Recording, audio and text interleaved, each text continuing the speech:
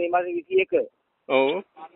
මම වැඩ ඇරිලා ගෙදර ගියා දවල්ට කාලේට වඩුවට කරන්නේ මම වහලක් ගගා ඉඳලා. ඊට පස්සේ කාලා ඉඳන් ඉන්නකොට අපේ නෝනා කිව්වා මේ යන්න පොලිසිය දෙන්නෙක් එනවා කියලා. මට ඉතින් සර් බය වෙන්න සැක හිතන්නවත් දෙයක් නැහැ නේ. මම ඉස්සරහ දොර ඇරලා ෆොටෝ දෙකක් දාලා කිව්වා සර් ඇවිල්ලා ඉඳ ගන්න කියලා. ඉඳ ගන්න ඕනේ ගෙනාපු බඩු දීපන් කිව්වා. මං ඇහුවා මොන බඩුද කියලා. ඇයි දැන් ඔබ ගෙනාවේ? මං කිව්වා සර් මං ගෙනාපු දෙයක් නැහැ මම මේ වහලක වැඩ කරගෙන බත් කාලේ යන්න ආවේ.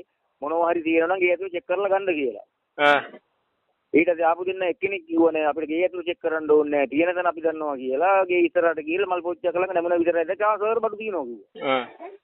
ඊට සර් මම ළඟට ගියා. ළඟට ගිහිල්ලා මේ ළඟට ගිහිල්ලා මම සර් ඔක මොනවද තියෙන්නේ? මේකේ තියෙන හෙරෝයින්. උඹට ඇපත් නැහැ. උඹට ආත්මයක් නැහැ. යම යන්න පොලිසියට කිව්වා. ඊට පස්සේ සර් මාව පොලිසියට ගෙනිච්චා.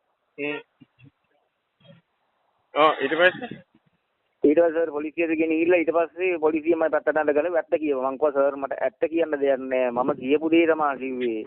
ඒවා කියන්නේ හෙරෝයින් තියෙනවා කියලා. හෙරෝයින් කියන්නේ මොනවද කියලා මම දැකලවත් නැහැ. මට දැන් අවුරුදු 51ක් වෙනවා වයස.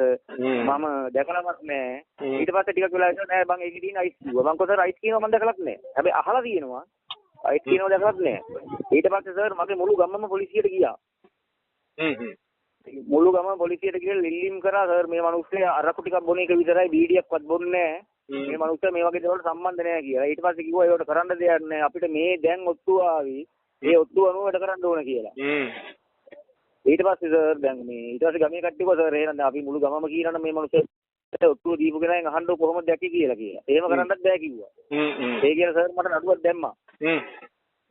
නඩුව දාලා මගේ වාසනාවකට කොහෙද සර් මට අප දුන්නා මම නිවැරදි කාර්යය කියලා.